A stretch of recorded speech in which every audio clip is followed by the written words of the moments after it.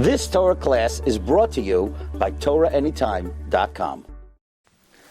Rabbi, welcome everyone to today's edition of the Navi Hoshea, the prophet Hoshea. We're up to Perek Yud Aleph, Pasuk Yud. And now, the prophet ends this parak with a glimpse into what the final redemption will look like when we finally return to our Holy Land. So this week's shiur is going to be about one subject, but I'm not telling you what the subject is yet. Acharei Hashem yelchu. After Hashem they will go. Ke'aryeh yishag. He will roar like a lion. Kihu yishag.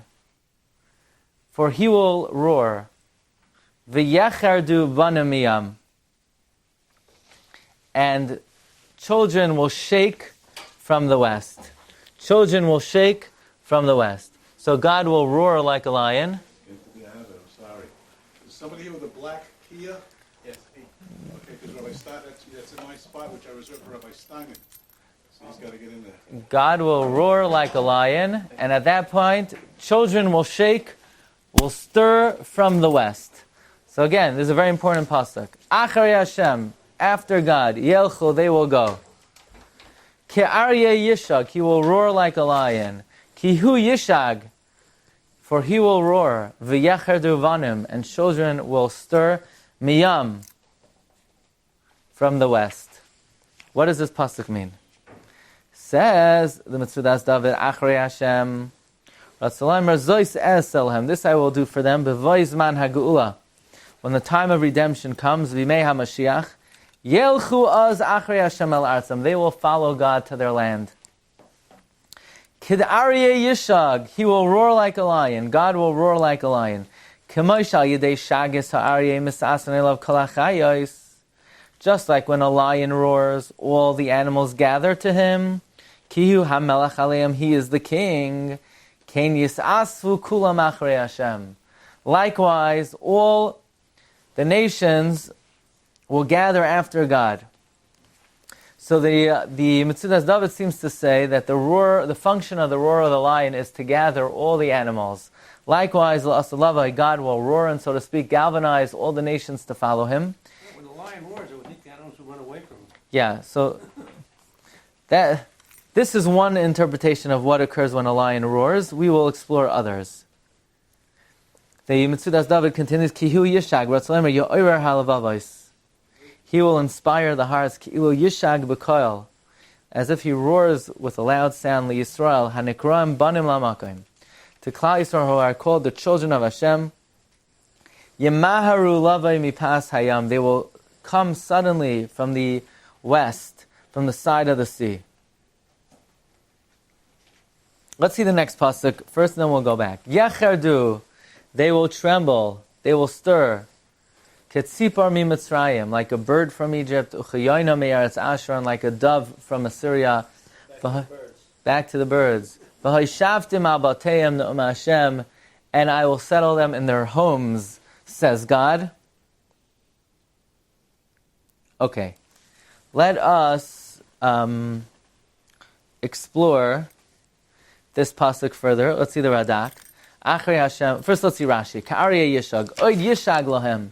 He will roar, Ka'aryeh sheyatzu min hagalos, v'yelchu acharav, like a lion. They will leave Galus and follow him. V'yechardu banim miyam, v'yiskanshen galvasam imarav. The Galus will gather from the west. It is actually quite a remarkable thing to point out that of all the directions that the Navi points out that people will return from, the direction that it emphasizes that the Jews will return from the west, which is l'maisa going to be true. Because before Mashiach comes, there are no Jews left anywhere else in the world other than America. If you want to know, where in the world are there more than 500,000 Jews other than Israel? There's only one place. America. There, Kemat... 500,000 in France. What? No, not anymore. No, well under now. In the last... Yimatu. Yeah. Soviet Union? No, not anymore. More than 1 million Jews have left the Soviet Union and come to Israel. 1.1 million Jews. In the last, since since the Holocaust, Kemat every 10 years, God picks another country and He empties it out. And what's remarkable is there's only one country that remains. There's only one country that still has Jews in it. Think about it. You have Iran. All of a sudden in the 60s and 70s they emptied out. There are very few Jews left in Iran. Iraq, the Soviet Union, more than 1 million Jews left. Morocco, Kamat, there are no Jews left. Yemen, all the Jews are left. France, it emptied out. How much is it in England? Well under 500,000. Well under 500,000. Yeah. There's one problem with your thesis. Yeah. It says here that the Jews are going to return from the west. Yeah. America is from the east. No. No. When they're coming back, they're coming east. No, but they're coming from the west. From the west. Yeah. They're coming east. Yeah. Kiyush v'yechbanim miyam, from the west. That's what it says. That the Jews will return from the west. Why doesn't it say from the north? Soviet Union is north. Why doesn't it say from the south? Morocco, the answer is at the end of days, they're only coming from one place. They're only coming from America. It's the prophecy of the Navi. They're the most stubborn people. They don't get it. They're the last call. For the Jews of America, it's going to take the roar of a lion to get them to come back. All the other people, they have a bissel seichel in their cup to return before the roar of the lion. But the last call is needed to be heard by the Jews in the West. They had their roar. What? All of them had their own roars. That was the reason why they emptied it. Let's see the Malbim. The Malbim says, Achrei Hashem yelchu. Kishayu chutz le'ir, when they'll be outside of the city, Sham yimtzu es Hashem. There they will find God, Hamuchan alechas al hagoyla, who is designated to go into Galus. B'roisham, in lead of them, Behim yelchu achra, v'hu yishar kadosh b'kirbam, he will remain holy in them, lahashkiach aleim b'goyla, to watch them in the Galus, shelo yashmida melech Ashur, so that the king of Ashur does not take away the religion. Ka'aryeh yishag, amnam haidi alahem, he's letting them know that even though God took them into the Galus, ki belechtoi lifneim el hagoyla, when he goes before them to the Galus, lo yishag b'koiloi kol shakai, rak yishag b'kol aryeh. So what does this mean? V'hamalitza b'zeh ki malchus Ashur v'chin malchus Bavel shetavsa malchus acharav hoisen nimshas b'tzuras aryeh. We know Babylon was compared to a lion that Daniel saw in his vision, like the Navi said. Daniel said kadmesa ka'aryeh, which is Bavel. Yechezkel also saw the ministering angel of Bavel as an aryeh, like it says Allah aryeh misivchai, the lion emerges from his thicket. Or va'ehi lahem kamay shachal. So it says here, Hashem will be mislabish in the Galus in the image of the Sar into which he exiled his children. So the Malbim has a completely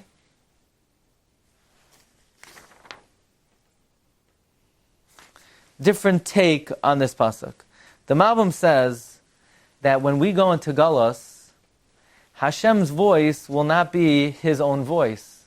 He will dim his voice. Instead of roaring with the voice, the kol shakai, which is the powerful voice to perform miracles, God will diminish himself into the likeness, so to speak, of a lion whose voice is only the call of a wild animal, meaning Hashem will not display himself openly. However, the day will come, days are coming, that, and during this time, when God will not display himself as Shakai, but rather as an Aryeh, Ka'aryeh Yeshag, meaning during that time there will not be Nisim Gluyim, but rather Hashem will just manipulate events, the Hashgacha Nesteres, that Hashem will care for them from behind the scenes. However, the day will come that Shehu Yishag, Hu Yishag. Hu Yishag means he will not roar like a lion. He will roar in his voice to perform open miracles with them, and at that point of time, the Jewish people will return from the Galus. Okay, so I want to share with you something interesting.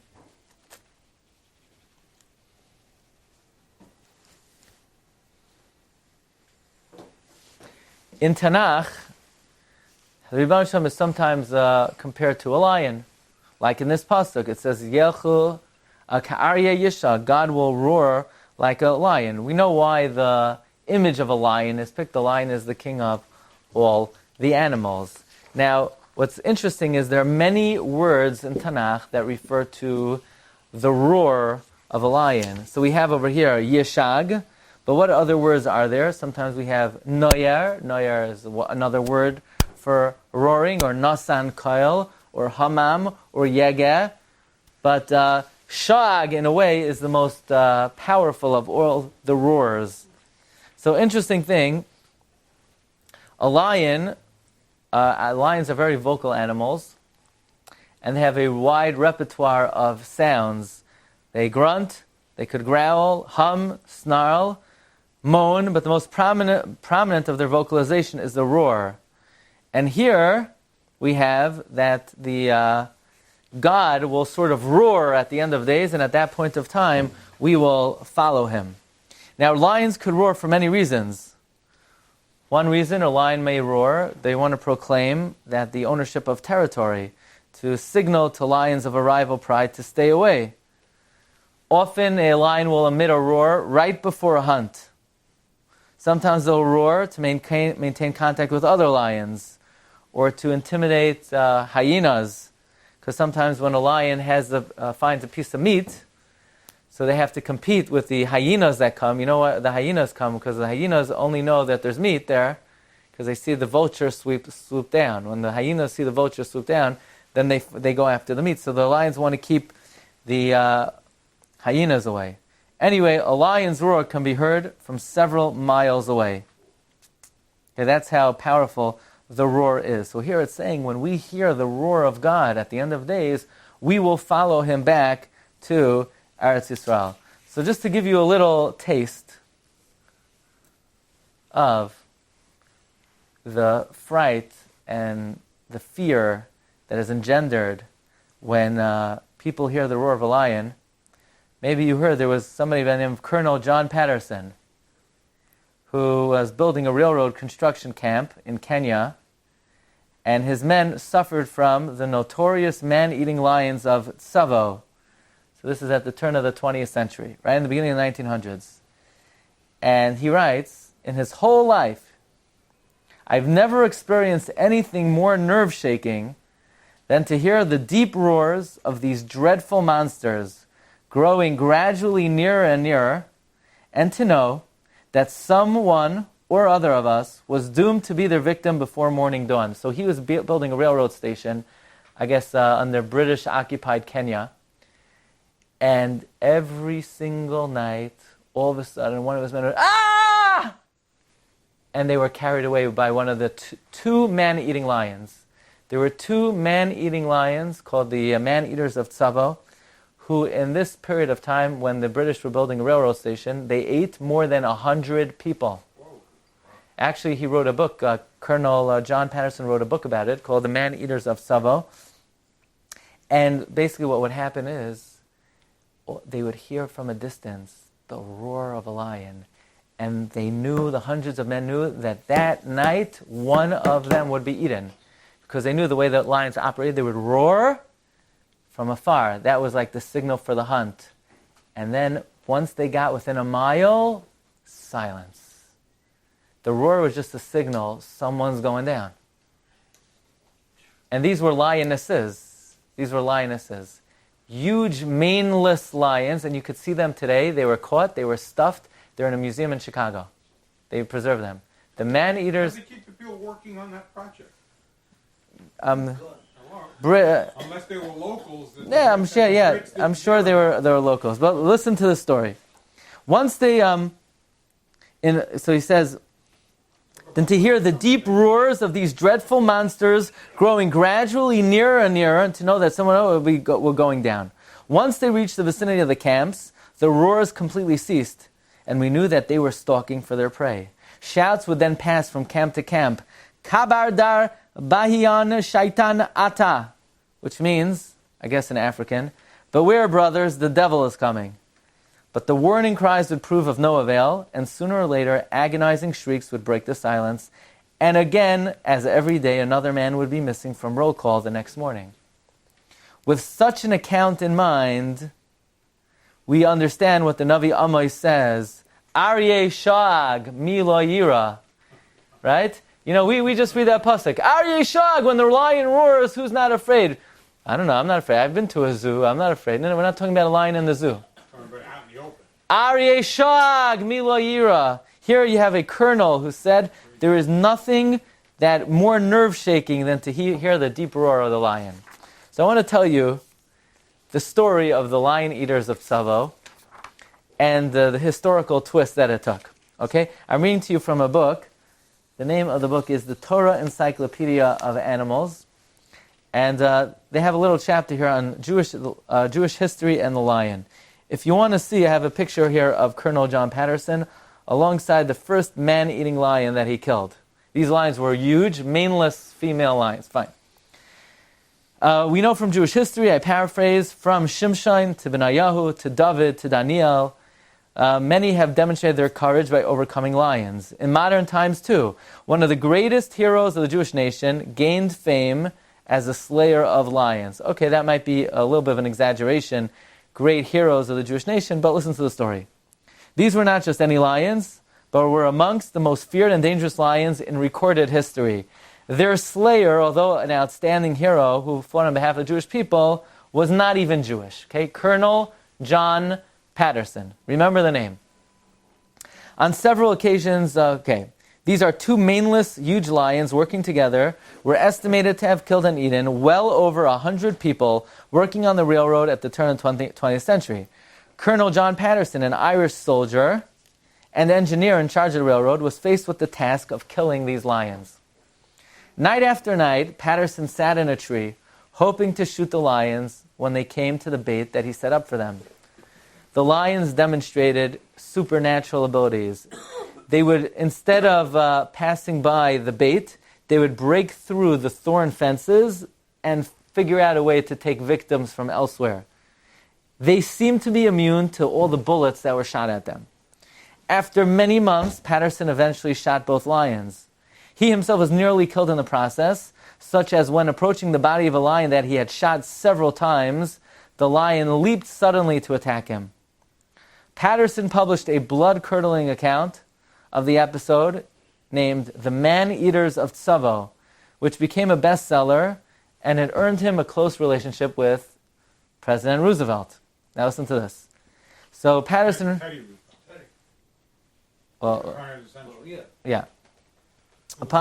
Upon returning to England, Patterson was hailed a hero. World War I breaks out. Patterson travels to Egypt, and he took upon himself a most unusual task. He formed and led a unit of Jewish soldiers who were exiled by Palestine by the Turks. So now he's leading a band of Jewish soldiers who were exiled by the Turks. As a child, Patterson was mesmerized by stories from the Bible. He viewed his task as being of tremendous historic significance of freeing Palestine for the Jewish people. The unit was called the Zion Mule Corps and was tasked with providing supplies to soldiers in the trenches in Gallipoli. Patterson persuaded the reluctant War Office to provide kosher food, matzah for Passover, and he himself learned Hebrew and Yiddish to be able to communicate with his troops in Egypt. 1916, Patterson joins forces with Jabotinsky to create a full-fledged Jewish legion in the British Army to fight and liberate Palestine from the cruel reign of the Ottoman Empire and enable Jews to create a Jewish homeland. The war minister, now who is the war minister of England? He says, Lord Derby succumbed to anti-Zionist agitators and attempted to prevent the Jewish legion from receiving kosher food and from serving in Palestine altogether. Patterson threatened to resign and risked a court-martial, protested Derby's decision as a disgrace. Derby backed down, and Patterson formed the Jewish Legion in Egypt to liberate Palestine. During training, Patterson again threatened the War Office with resignation if his men, many were Orthodox, if they were not allowed to keep Shabbos while fighting in the army. Meanwhile, Patterson imported Rabbi Avram Yitzchak HaKohen Kook to inspire the troops in Egypt. Wow. Patterson clashed repeatedly with anti-Semitic officers in the British Army. Once when a visiting brigadier called one of his soldiers a dirty Jew, he told all of his soldiers to surround him with bayonets until he officially apologized. He was reprimanded by General Allenby. On another occasion, one of his troops was sentenced to execution for sleeping. So he circumvents the chain of authority. He contacted Allenby directly to earn a reprieve. He got it, but the notorious anti-Semitic brigadier by the name of Louis Bowles complained about Patterson's interference to General Shea. General Shea then summoned Patterson. Patterson thought he would be executed. And instead of being executed, General Shea told him that his children are big fans of his book, The Lion Eaters of Tsavo. The Jewish Legion fought well. Palestine was liberated from the Turks. Patterson was the only British officer in World War I not to receive a promotion because the Britain was anti-Semitic. Patterson then dedicated himself to assisting with the creation of a Jewish homeland. The achievements of the Jewish Legion gained sympathy, but there was much opposition. One Jewish delegation seeking to explore an alternate option of creating a Jewish homeland in Africa changed their mind when they read Patterson's account of the man-eating lions of Tsavo. They said, we're not standing up a homeland near these lions. The UN wanted Israel to be in Uganda. Meanwhile, against Patterson's efforts, Bowles was appointed military governor of Palestine and filled the administration of anti-Semites who attempted to undermine the Balfour Declaration and empower the hostile Arab world. World War II breaks out. Patterson is now an old man.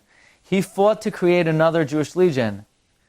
He got the Jewish Infantry Brigade to be approved, and aside from fighting the Germans, members of the brigade succeeded in smuggling many camp survivors into Palestine.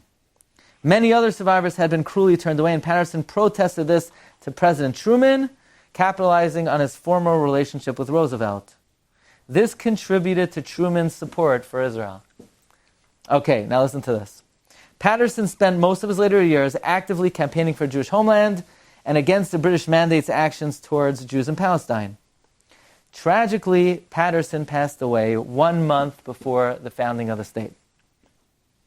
The newly formed country would not have won the War of Independence without the trained soldiers that were trained by the veterans of Patterson's Jewish Legion and Jewish Infantry Brigade. Colonel John Patterson had ensured the survival of Jewish homeland. Alas, Patterson had all been but forgotten. You could see the two lions today at display at the Field Museum in Chicago. But his legacy lived on in another way. He had a close friend. His close friend was Professor Ben-Zion Netanyahu. Okay? And when Patterson passed away, he named his son Yonatan after Colonel John Patterson. Wow. So Bibi's brother, who was killed, was named after Colonel John Patterson. Is he buried in Israel? Patterson buried in Israel? I don't know. I thought that was very interesting, especially when I saw the pasuk that in the future God will roar like a lion. I don't think I ever appreciated the fright and the scare of the roar of a lion until I read this account of the man-eaters of Tsavo. Anyway. Yeah, right? If only, right? Okay, Rabbi Say, have a great day. You've just experienced another Torah class brought to you by TorahAnytime.com.